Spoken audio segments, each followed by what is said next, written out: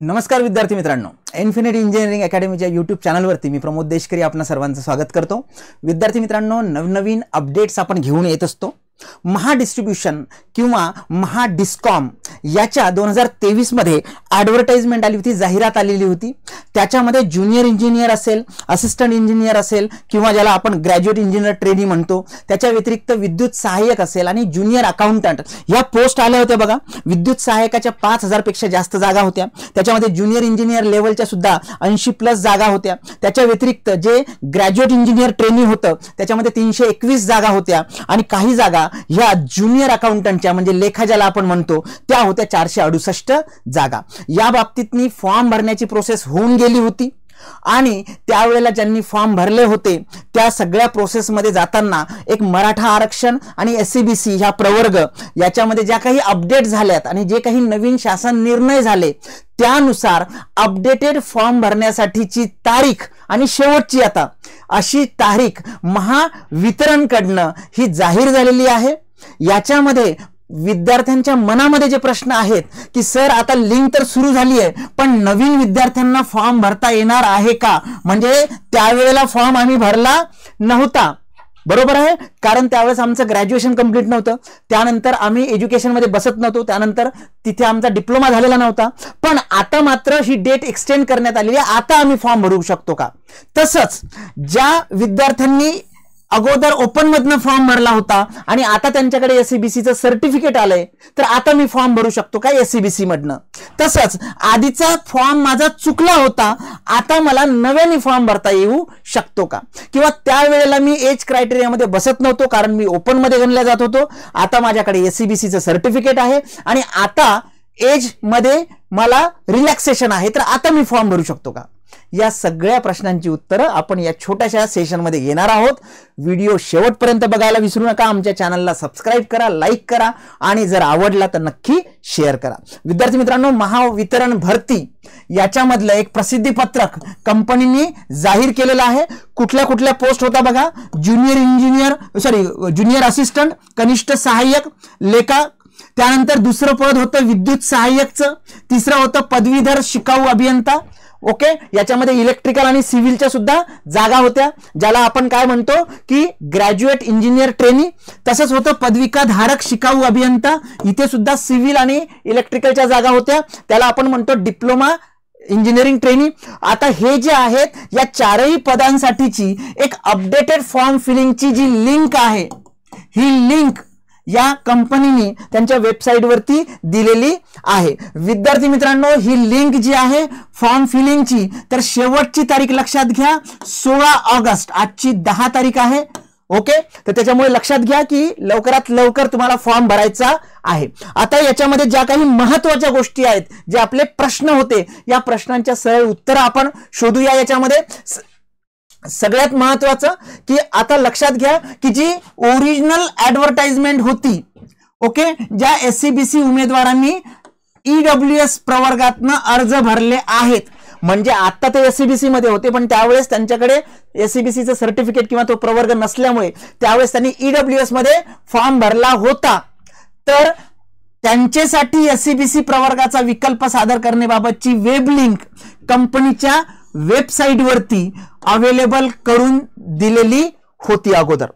आता त्यांनी त्याच्यामध्ये अपडेट काय म्हटलेलं आहे की जे एससीबीसी उमेदवार एज क्रायटेरियामध्ये बसत नव्हते, म्हणजे सुरुवातीला ते ओपन मध्ये गणले जात होते त्याच्यामुळे त्यांचा एज क्रायटेरिया काहीतरी वेगळा होता आणि आता या विद्यार्थ्यांना एससीबीसी सर्टिफिकेट मिळालेलं आहे, त्याच्यामुळे त्यांच्या कॅटेगरीमध्ये त्यांचं इथे अप्लाय करू शकतात। मग अशा वेळेस कॅटेगरीला जे रिलॅक्सेशन मिळतं एजचं तर त्यांना फॉर्म भरता येणार आहे। तर ही लिंक जी आहे ही लिंक www.mahadiscom.in, परत एकदा सांगतो www.mahadiscom.in या वेबसाईट वरती दिलेली आहे आणि शेवटची तारीख लक्षात ठेवा, दिनांक 16 ऑगस्ट ही त्याची तारीख आहे, ओके। तर विद्यार्थी मित्रांनो लक्षात घ्या, याच्या पुढे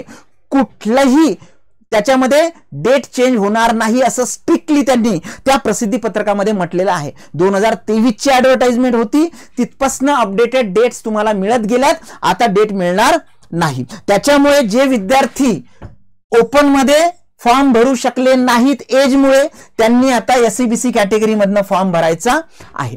हा झाला एक प्रश्न. दुसरा प्रश्न विद्यार्थ्यांचा काय होता की जे विद्यार्थी आत्ता पास आउट आहेत, डिप्लोमा झालाय, डिग्री झाली आहे, तर आपल्याला माहिती आहे डिप्लोमा इंजिनिअरिंग ट्रेनी आणि ग्रॅज्युएट इंजिनिअरिंग ट्रेनी, तर याच्यामध्ये जे विद्यार्थी फ्रेशर आहेत, ज्यांचा रिझल्ट लागलाय आणि आता ते पात्र झालेत पण त्यावेळेस ते पात्र नव्हते, परस्युइंग होतं, अशा विद्यार्थ्यांना सुद्धा फॉर्म भरता येणार आहे. ओके, तर ही जी ऍडव्हर्टाइजमेंट आहे, तर ज्या उमेदवारांनी याच्या पुढे जे आता पात्र झालेत ते सगळे फॉर्म काय करू शकतात, भरू शकतात. तुमचा जर डिप्लोमा झालेला असेल तर तुम्ही डीईटी पोस्टला, आणि तुमचं जर इंजिनिअरिंग झालं असेल तर जीईटी पोस्टला. आता याच्यामध्ये लक्षात घ्या की सिव्हिलच्या काही जागा होत्या आणि तुमच्या इलेक्ट्रिकलच्या सुद्धा जागा होत्या. तर या नव्या विद्यार्थ्यांना सुद्धा फॉर्म भरता येणार आहे. नवीन विद्यार्थ्यांना फॉर्म भरता येणार आहे. शेवटची तारीख फक्त 16, लक्षात ठेवा. ओके, त्यानंतर बघा, ज्या विद्यार्थ्यांनी ऑलरेडी फॉर्म भरले होते त्यावेळेला, ते पात्र होते आणि त्यांनी फॉर्म भरले होते, त्यांनी परत भरायची गरज नाही. ज्या उमेदवारांनी या ऍडव्हर्टाइजमेंटच्या अंतर्गत अर्ज भरलेले आहेत, पुनश्च अर्ज करण्याची आवश्यकता नाही. तुम्ही ऑलरेडी अर्ज केलेले आहेत ऍप्लिकेशन, परत गरज नाही. हा, पण जर काही विद्यार्थ्यांना वाटत असेल की माझा तो फॉर्म चुकला होता, त्याच्यामध्ये हे मिस्टेक झाली, स्पेलिंग मिस्टेक झाली किंवा अजून काहीतरी त्रुटी राहून गेली, तर तो तुम्ही नव्याने फॉर्म भरा आणि जो जुना फॉर्म आहे तो तुमचा रद्दबादल होईल आणि नव्याने भरलेला फॉर्म तुमचा ऍक्सेप्ट केला जाईल, पण त्यामध्ये तुम्हाला फी वगैरे सगळं प्रॉपर भरावं लागेल. ओके, आता असंही होऊ शकतं की त्यावेळेला एखादं सर्टिफिकेट तुमच्याकडे नव्हतं आणि आता मात्र ते सर्टिफिकेट अवेलेबल झालेलं आहे, तर तुम्ही नव्याने फॉर्म भरू शकता. तर हे सुद्धा तुम्ही लक्षात घ्या. तर जो प्रश्न होता की आधीचा चुकलेला फॉर्म नव्याने भरता येईल का, तर आधीचा फॉर्म तिथेच साईडला ठेवा.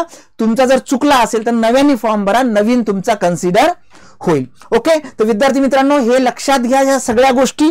आणि याच्यावरनं जर आपण कॉन्क्लुजन बघितलं तर काय आहे, जे विद्यार्थी त्यावेळेस ओपन होते तर आता त्यांना एससीबीसी मधनं तुमचं सर्टिफिकेट आलं असेल तर तुम्ही भरू शकता.